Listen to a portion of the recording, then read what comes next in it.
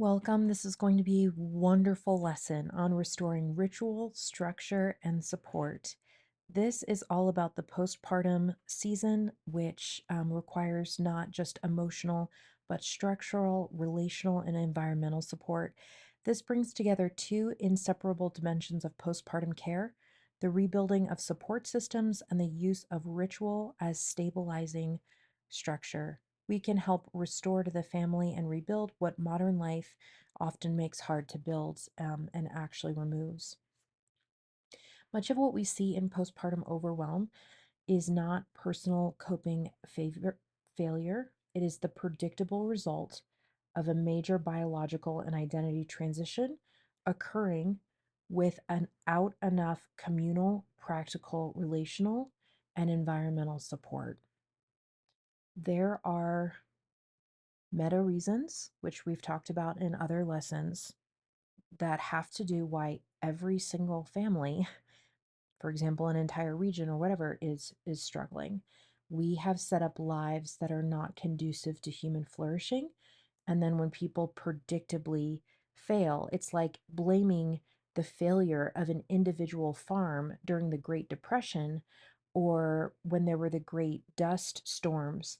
There was lack of stewardship and investment into an understanding of how you manage soil in the Midwest. And then we had these massive dust storms. To go to a child and be like, well, you're not handling yourself well in this dust storm. Look how dirty you've gotten. It's like the dust storm overtook 250,000 people and buried houses. Like, clearly, this isn't this child's fault. And what the decimation that's going on in our marriages, our families, our parenting, the way that people's bodies are overtaken by inflammation. 54% of children in America have a chronic illness. Do you think that's their mother's fault? Or do you think there's something systemic going on? So, as postpartum doula, as part of what I'm trying to do in this training is to raise up an army of frontline responders who deal at a very particular way with the immediate needs of family. It would be like if there's a famine and a lack of and a water source dries up. And we need emergency people to come and carry buckets of water from a faraway source back to the village. What I'm doing in training postpartum doulas is to try and get as many people to carry buckets of water as possible. At the same time, I am working on financing and building a well in the middle of this village because I recognize I can't carry enough water for these 50 families. I physically cannot do it.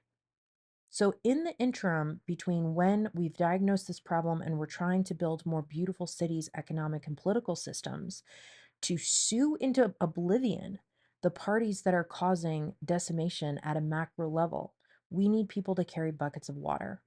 And that's what you are. You are a person who has volunteered to help immediately stabilize and affect the trajectory of a family at its most vulnerable, critical point. And for that, I commend you. However, there is systemic work to be done. Like this says, postpartum collapse, lack of bonding with children, marriages that fall apart. This is the predictable result of a biological and identity transition that is occurring without a structure around it of communal, practical, relational, and environmental support. So, deeply understanding that mothers have been isolated and it's not this individual mother's fault. We have a systemic epidemic of people who are not wanting to reproduce. And I honor that knowing within a mother's body. When a mother's marriage isn't safe enough to have more children, her environment isn't safe enough to have more children, that's not something we want to override. However, we want to look at, why are most marriages failing? What's causing that? Why is the divorce rate over 50%? Why are people not reproducing at replacement level numbers? Why aren't we hitting the replacement rate for fertility?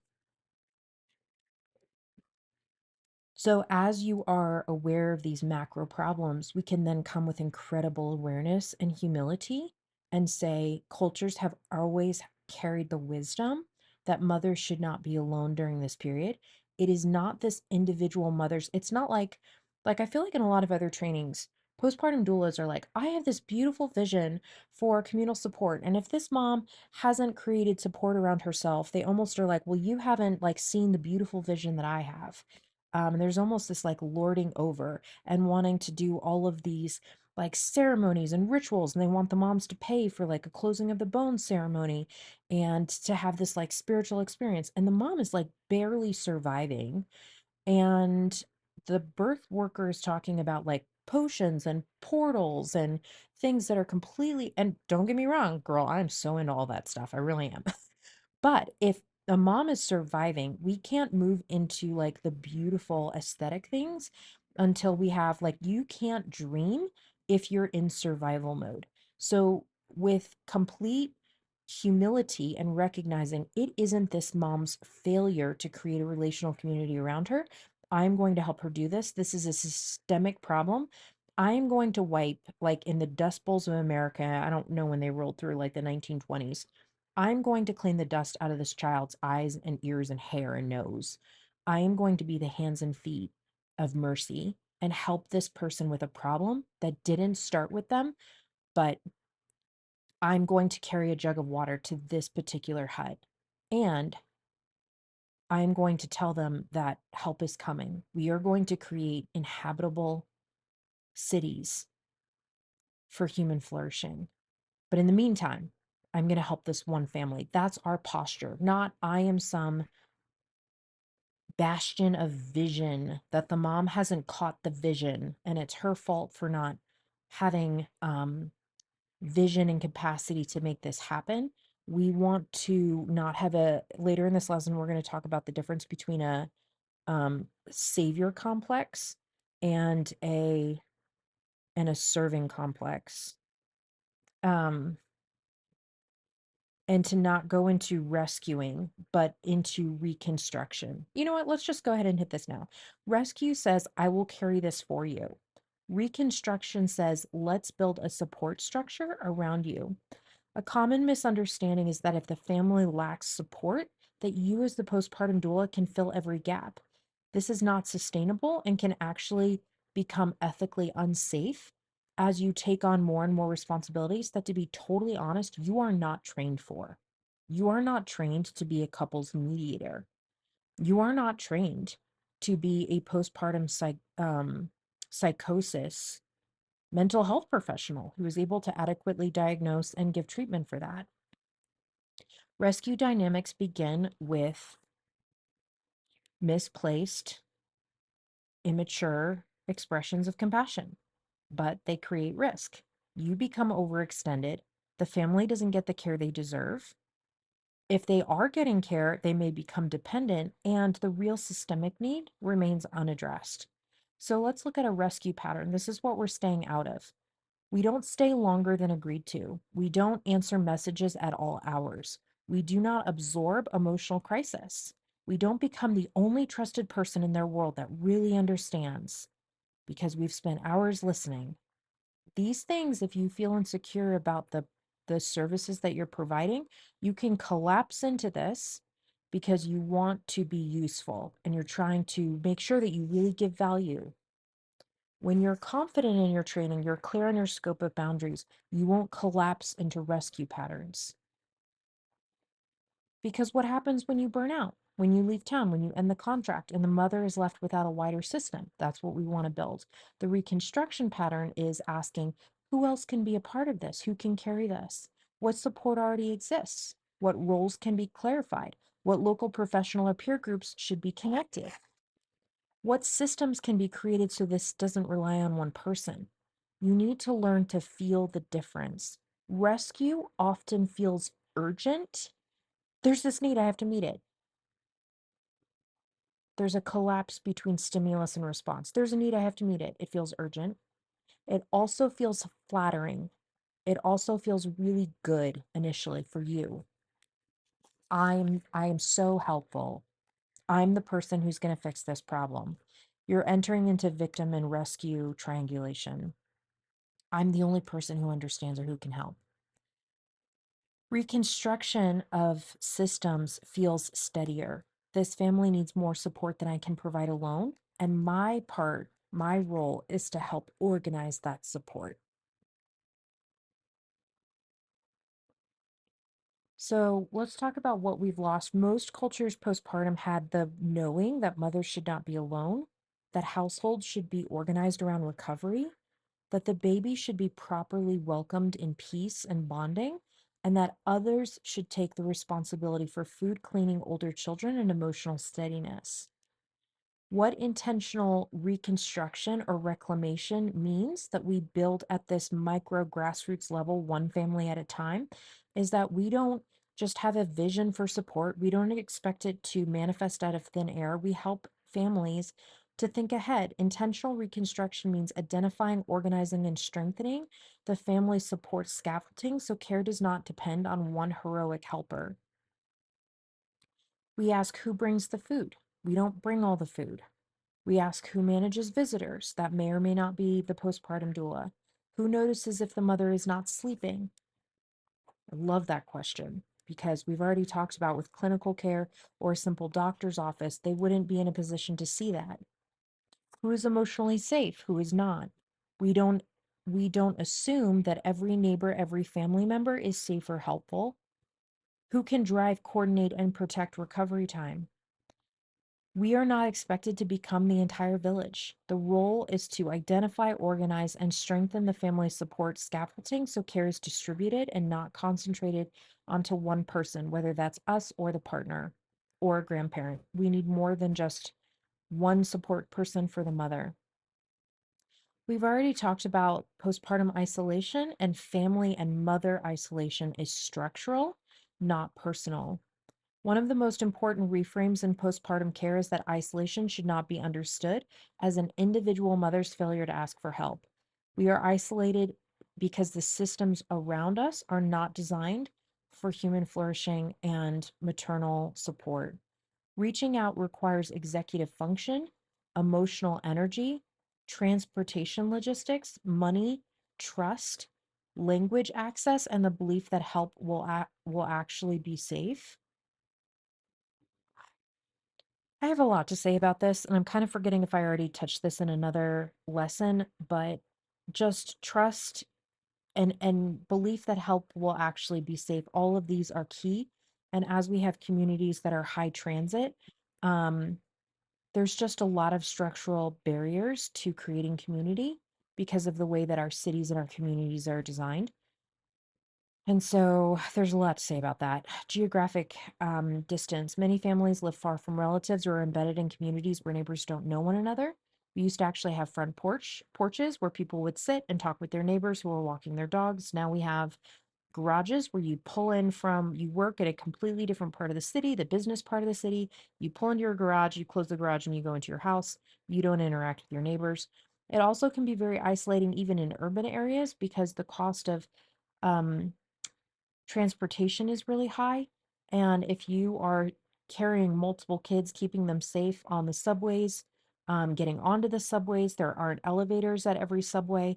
So you have to carry your stroller up and down multiple flights of stairs. And then even whether or not it's worth it, because most people leave the city within um, a few years. And so there's like, why invest deeply in a friendship if this person is just going to leave in a couple of months? So even the impulse to invest in relationships is compromised because of the amount at which we move. When I lived in New York and LA, we moved every year or every other year. The housing market was incredibly fluid. And then, of course, if you're moving that often, you don't invest in any of the spaces that you live in.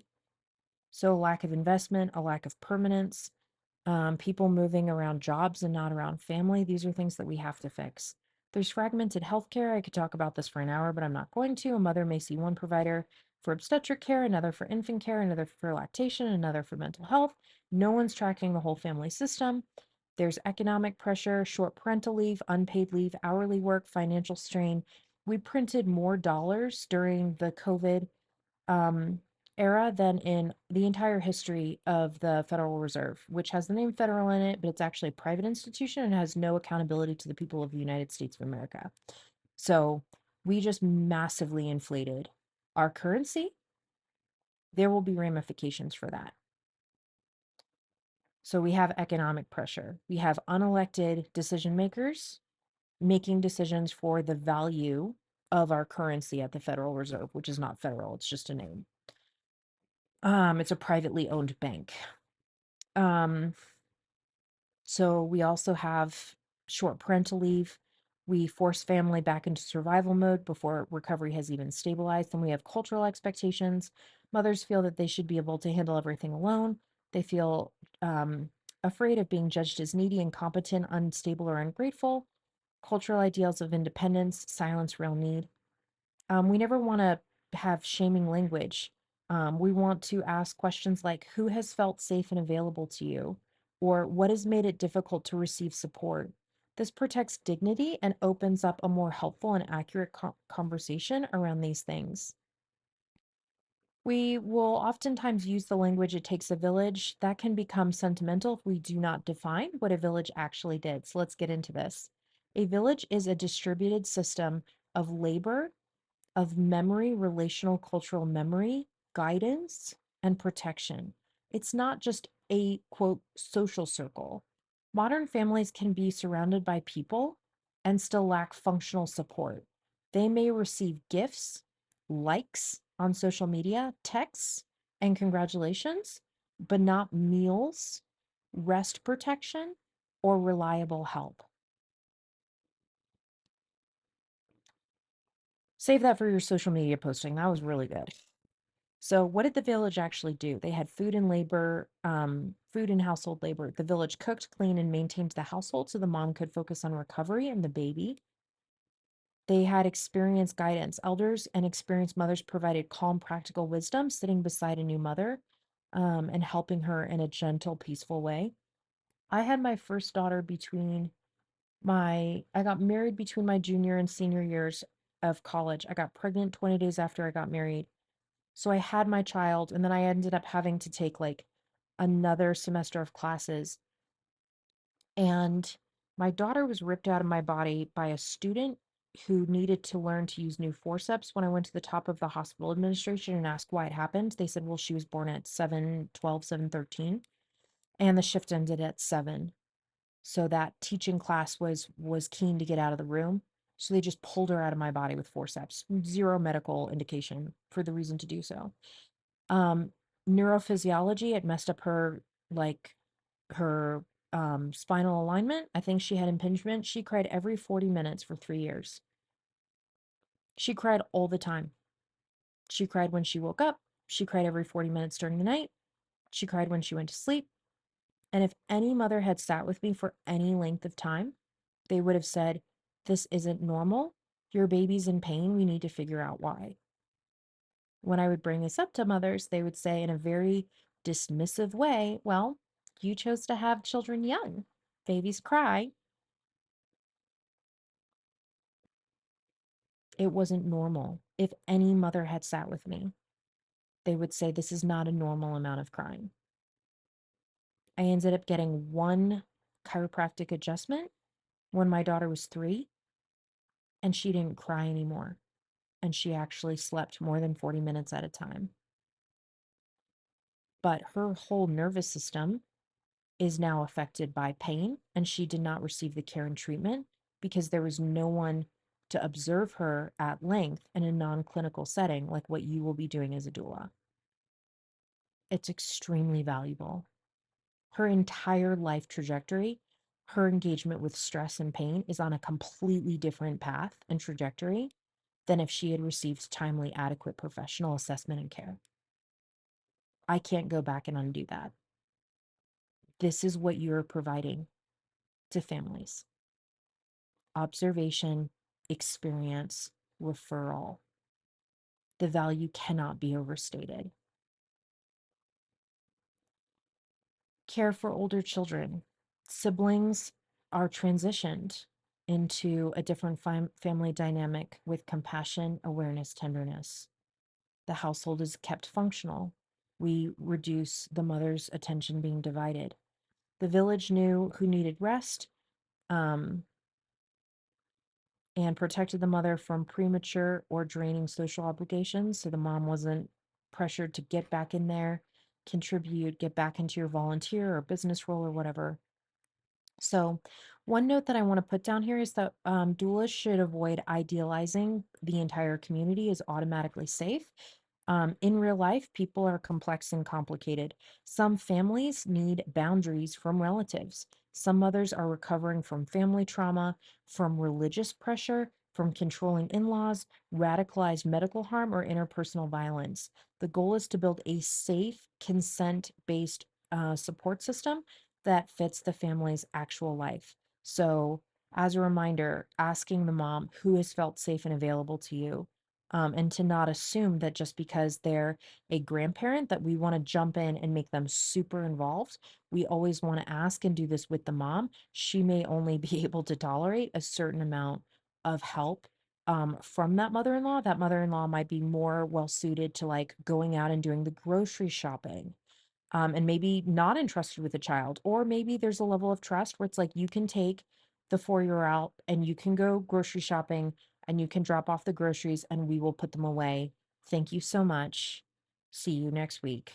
So, always not assuming safety, but really asking how safe and appropriate and at what level of intimate inclusion into your home is this person, um, can this person be engaged?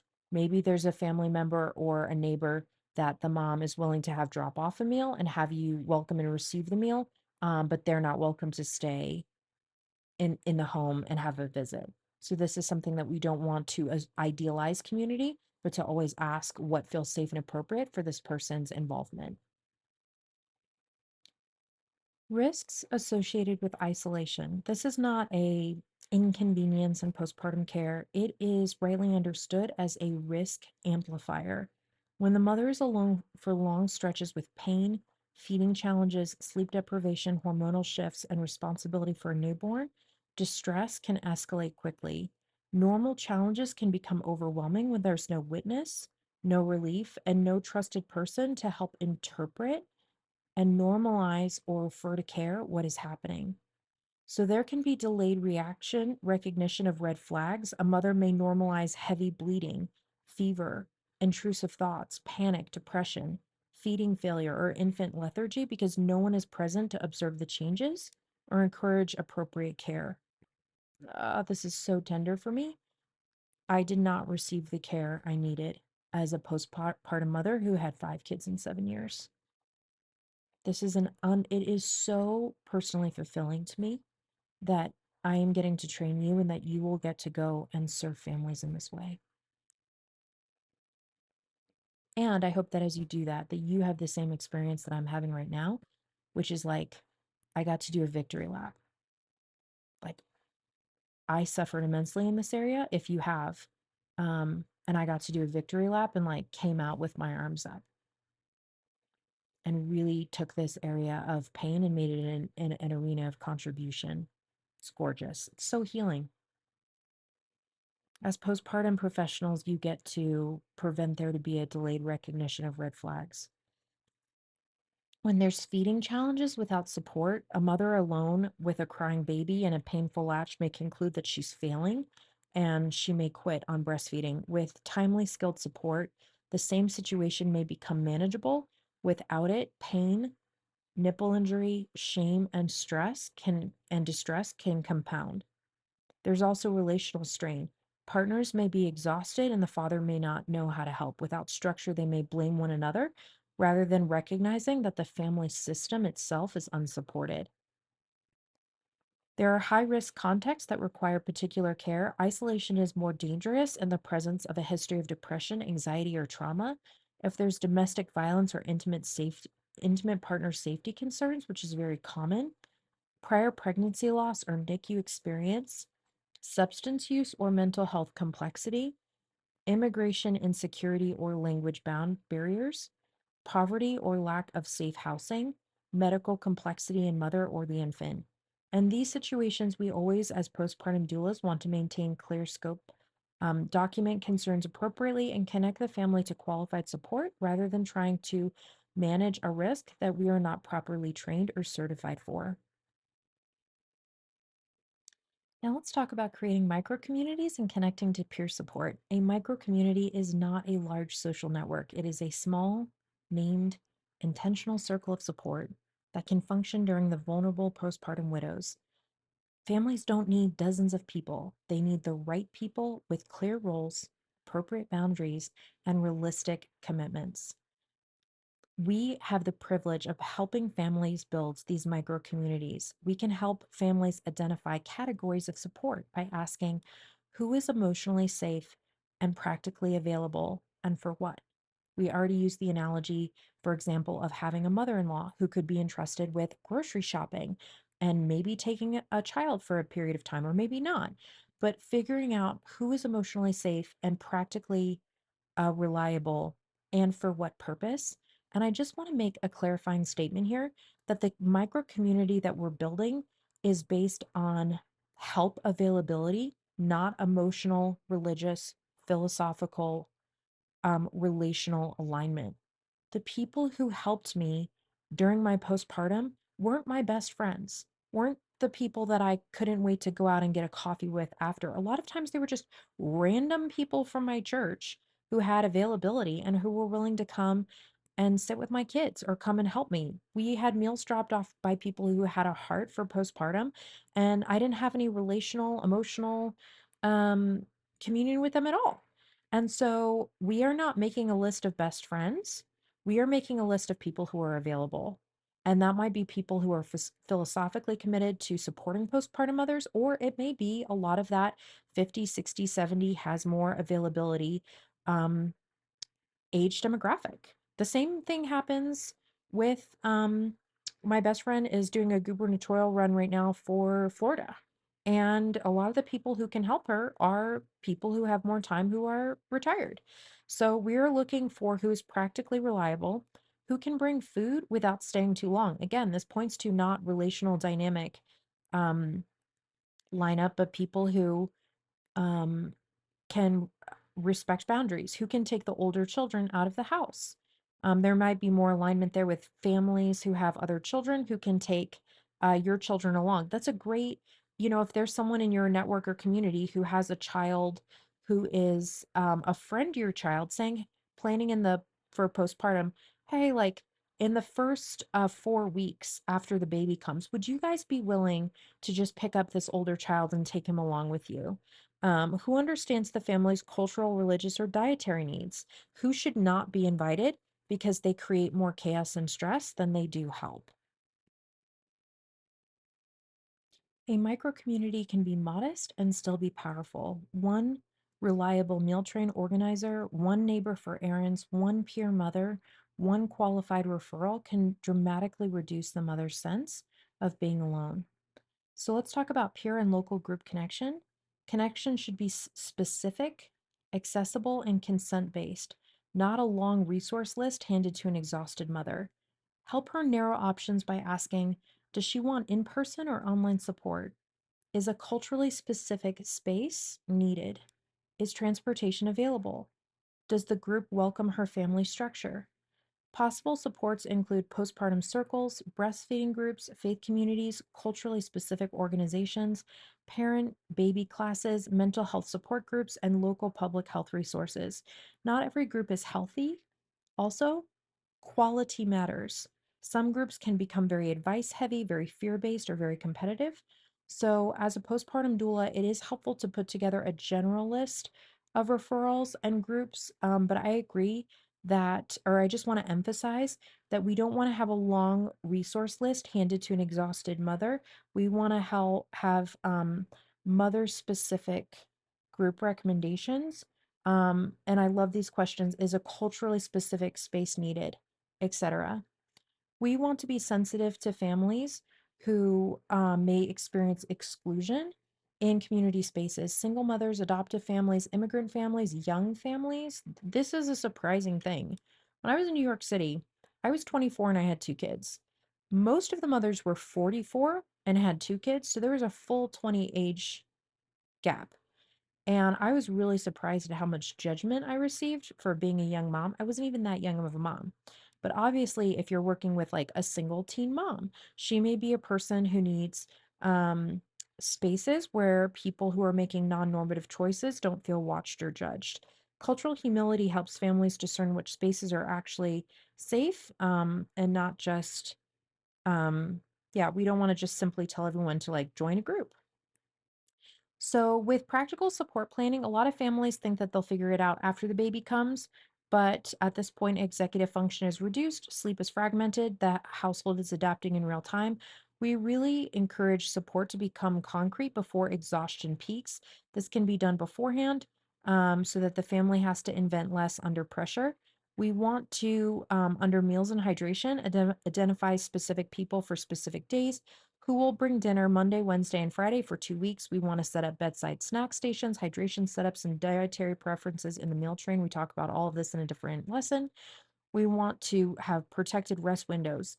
Um, we don't want to just say, well, try to rest. We want to determine who holds the baby, who manages the house, who prevents interruptions, who takes older kids, and actually have protected windows that the mom can count on when she can sleep. We want to have visitor boundaries, prepare scripts in advance, say things like, we're keeping visits short while we recover. We would love a meal drop off, but we are not hosting this week. Aren't these fantastic scripts? I love this. Boundaries protect recovery. And we want to have escalation pathways. Who will the family call for heavy bleeding, for fever, for infant feeding concerns, for severe mood symptoms or thoughts of harm? The practitioner should not be the sole emergency plan unless that role is explicitly defined. Planning here is not about controlling the postpartum experience, it's about reducing unnecessary decisions. A good plan creates fewer demands, not more. If a plan makes the mother feel trapped or judged, it needs to be adjusted. Now let's talk about ritual as regulation and meaning.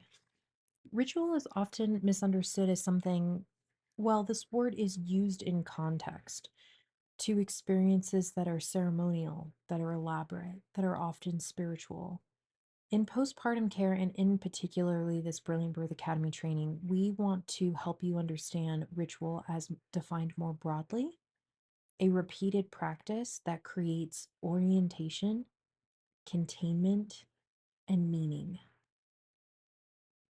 So, as a postpartum doula that's been trained by Brilliant Birth Academy, we want you to use ritual in a way that tells the mind and body of the mother, this is where we are, this is what matters now.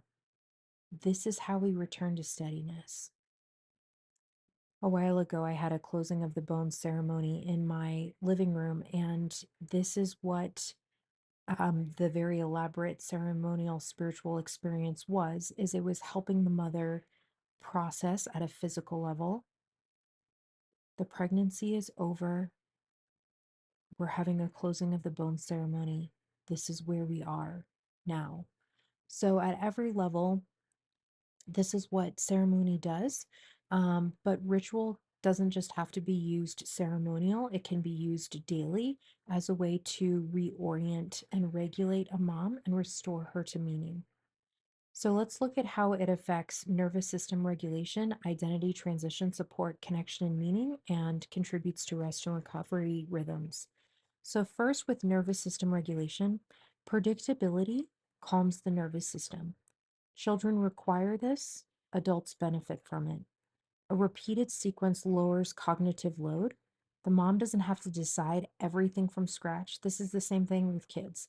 They have a routine with bedtime and they know that they go through the routine. We have a cup of water, we brush our teeth, we get in our pajamas, we read a story, mom sings a song, now I know it's bedtime. They have a sense of agency and control because they know what's coming next. They're not having to decide everything, decide if we have time or bandwidth to have a story tonight. I know that we have a story every night. I make bandwidth for it. I know that I'm going to sing to my children. I've already pre made that decision. So when you don't have to decide everything from scratch, there's a baseline safety that then paradoxically enables you to have more resources to then spring into novelty and spikes. And this is a really wonderful way of living. The environment cues rest, nourishment, connection, and closure on a regular basis that helps the nervous system feel safe and then expand outward into adventure and novelty. With identity transition support, birth can leave a mother feeling opened, vulnerable, disorganized, grieving, shocked, or transformed, ritual can acknowledge that something significant has happened, naming what the mother has been through, what she needs, and what support will surround her. With rest and recovery rhythms, simple rituals give shape to blurring days, whether that's morning nourishment, midday rest, an evening dimming of lights, a brief partner check in, a weekly support visit, or a closing practice at the end of the first 40 days.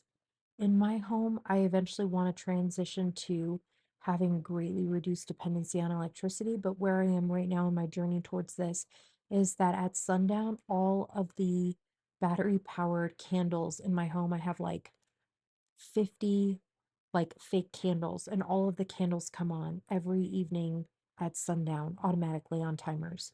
And while this isn't ideal, like while ideally I would like to have a gas system in my home where real candles that are gas candles come on automatically every night at sundown. That will have to be for later estate design. And it's something that having these rituals of like, we don't just eat on the fly, even though we could. We sit down, we light candles, we pray, we eat our meal, we ask each other about our day. These are um, meaning rhythms that you put into your day. Walking is another simple one. Again, thinking about things that can be anchors that are simple and free is wonderful. And then lastly, we have connection and meaning. Ritual supports connections between the parents, between the mother and the baby, the father, the community. It can support emotional processing without requiring formal therapeutic language or elaborate ceremony. What's key here is that we offer ritual as an option, never as a prescription. The family's beliefs, culture's preferences, and consent should always guide everything. So, at a really basic level, we wouldn't want to present ourselves as this reciprocal of ancient postpartum knowledge. And I'm going to do a closing of the bones ceremony with you, and you will also then be what I am. And we're going to do this together, and then have it just not be something that she's comfortable with or that there's time or space for. We want to make sure that we don't frame rituals as like, if you don't do this one ritual in my package, then then we're not on the same page, and you're not a part of people who like agree about postpartum traditions as being important. You didn't make this happen. We want to offer these as options, and also know how to incorporate ritual at a daily level and not just at a ceremonial level, although both are extremely powerful. We want rituals to be stabilizing, not performative. A ritual isn't valuable because you get great pictures of it or it looks beautiful. It's valuable if it helps the family feel steadier.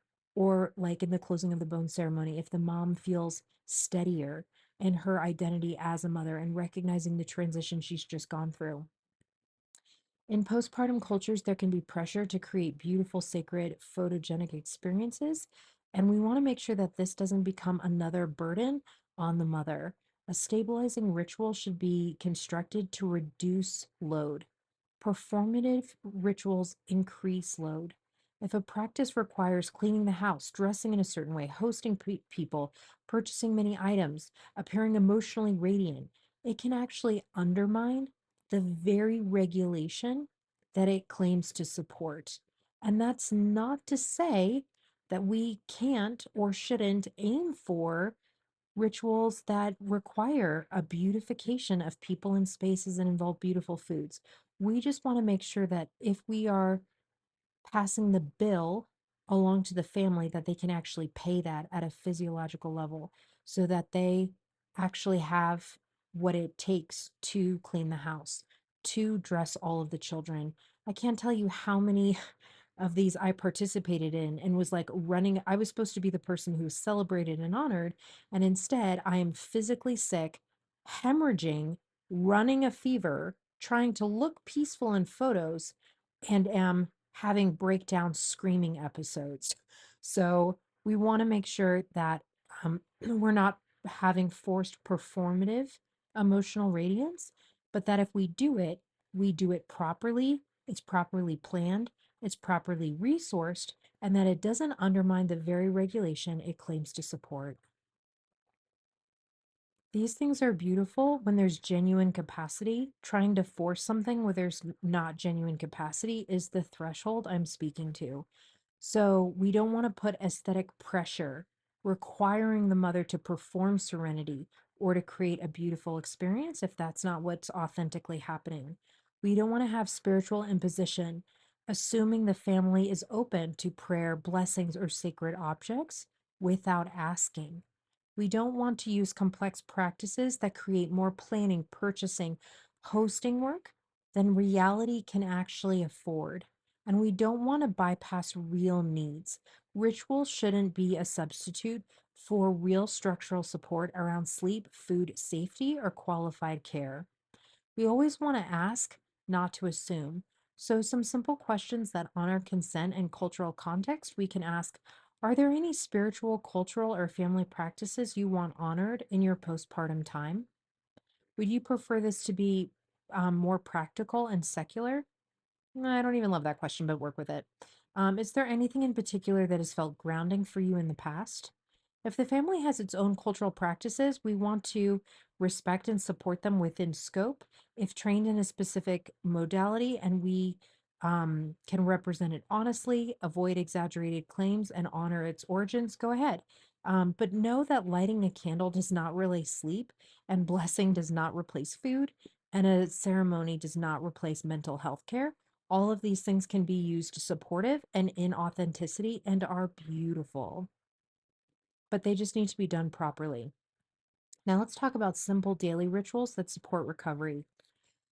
Ritual does not need to be grand. The simpler the ritual, the more likely it is to survive the realities of newborn life. A ritual that requires perfection will collapse. A ritual that can be done tired, messy, and imperfectly may become a true support. The best ritual is one that families can actually repeat. So now we're going to talk about morning nourishment setup, opening curtains and orientating to the day, protecting rest windows, the 5-minute check-in, and evening wind down.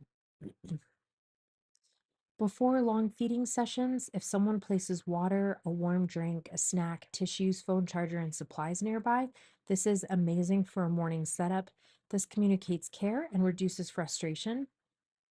Opening curtains and acknowledging time of day helps regulate circadian rhythm and mood, especially when days and nights have a tendency to blur together during this period. It's simple, embodied, and free. At predictable daily times, the mother should be relieved of non essential responsibility. She can then lay down, sleep, cry, shower, or simply be alone. This ritual is not the activity, it's the protected return to recovery. We also really recommend a 5-minute marriage check in. Questions like, what felt hard today? What do you need? What's one thing we can simplify tomorrow? This is something that, as a postpartum doula, you can do to enhance this ritual and support marriages as you help people check in with one another and communicate. This is something that helps people come into a practice of tender vulnerability, of expressing their need and having their need met within their most intimate sacred relationships. This creates emotional continuity without requiring a long conversation. It helps needs to be met before they heighten and bitterness sets in, and now the conversation is defensive and about accusation. It prevents resentment from accumulating silently. It's a wonderful thing that you can just say to them, hey, there's increased needs and vulnerabilities in the post period time. I really recommend starting the practice, if you're open to it, of a 5-minute check in. Is that something that feels like it would be desirable to you at this time? With evening wind down, dimming lights, reducing stimulation, and preparing the sleep environment can help the household shift into rest, a collective signal that the day and its activities are closing. Lastly, we recommend a weekly reset, reviewing meals, laundries, and care needs together. This allows the family to notice what is not working and what can be adjusted without things having to escalate into crisis. One daily text to a safe support person can interrupt isolation simply and powerfully. So, small micro adjustments and 1% shifts can make a big difference in the overall experience of where things are heading. Now let's talk about individualized planning and maintaining boundaries. There is no one universal postpartum plan. A plan that feels supportive to one family may feel intrusive or unrealistic to another. We want to avoid imposing an idealized postpartum model and listen for each family's values, cultures, resources, risks, and consent. When we talk about putting together your packages as a postpartum doula, we get very deep into this. So I'm just going to run through this very quickly. This is really important for me to include because in feedback from other people, other trainings don't actually engage this. So they tell you like general principles and about like prolactin and like obscure concepts, and they don't tell you how to practically run a postpartum visit, which is unthinkable to me. But that's the feedback that we've gotten. Um, so when you're doing individualized planning, here are some of the things that we're going to cover in a future training. We want to take into account the birth experience and recovery. If there was hemorrhage, NICU complications, traumatic birth may need a very different structure than one with uncomplicated recovery. What is the family structure and culture? Different types of families have different needs. We always want to use assumption-free language in planning. There's mental health history and safety. A history of depression, bipolar may initiate very different escalation pathways than someone without domestic violence or some of these issues. And then budget and work realities. Financial constraints, short leave, and hourly work all shape what's actually possible. Plans must be realistic, not idealized. We want to make sure that high risk contexts have more structure, not more heroics. Clear boundaries must always be maintained around scope of practice, availability, mental health and medical referrals, domestic violence, and documentation. These are things that we go into profoundly in future courses. We're going to briefly close here with the case example of the fine mother without structure. We're going to use this case study to help students apply the lesson framework in a realistic non-crisis scenario. So in this scenario that I'm going to describe to you, the mother says that she's fine, and she may be in the sense that she's not in immediate escalated crisis. But as a postpartum doula, you notice that her support structure is quietly failing. She hasn't slept more than 2 hours at a stretch. Meals are inconsistent. Visitors come but aren't directed to help. Peer connection feels overwhelming to even look into or research. Like support feels like how to find that feels overwhelming. Her partner says, just tell me how to help. So the first step is that we want to name what's going on without shaming. We don't assume pathology. We might say, it looks to me that a lot is still depending on you to coordinate, even while you're recovering. This validates her reality without diagnosing or blaming. The second is we want to convert vague support into specific scaffolding. So with sleep, we might say, is there a daily window that we can protect where there's no visitors come and your partner takes responsibility at a predictable time every day? For food, who can bring 3 simple meals this week? Or would a prepared grocery order be easier? So, with visitors, we might ask, would you like a short message you can send about keeping visits brief? Next, we want to activate willing partners. Just tell me what to do is common, but helping the couple create a visible list of reoccurring responsibilities so that the mom doesn't remain the household manager, the standard keeper. Without this, a vacuum of coordination defaults back to her. Next, we want to offer simple ritual: morning food setup, a protected afternoon rest, a 5-minute evening check in. These interventions are not dramatic, but it's the reconstruction of structure of around a mother who's been carrying too much.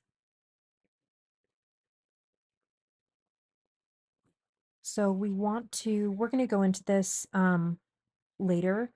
So I'm just going to run through this really quickly. We want to observe and assess actual support systems, name the gap, describe the structural gap without blame, stabilize, attend to rest, food, environment, and connection, build community, mobilize micro community supports, and refer when this exceeds scope. And our key takeaways is that isolation is structural, not personal. Postpartum isolation is produced by systems, not individual weakness or failure to ask for help. We want to rebuild scaffolding, not dependency. We want to help build a support structure around the family, not become the entire village. Ethical care includes building water support and knowing when to refer, even if the family feels very attached to you as a person. We want to use ritual as a regulation tool. It doesn't need to be elaborate, spiritual, or beautiful to be effective, although we honor those expressions as well. The best rituals are simple, practiced, individualized, and consent based. They protect the foundations of recovery: rest, nourishment, environment, and connection. And then lastly, high risk contexts require clear structure. More distress doesn't mean fewer boundaries, it means clearer scope, stronger referral pathways, appropriate documentation, and professional steadiness.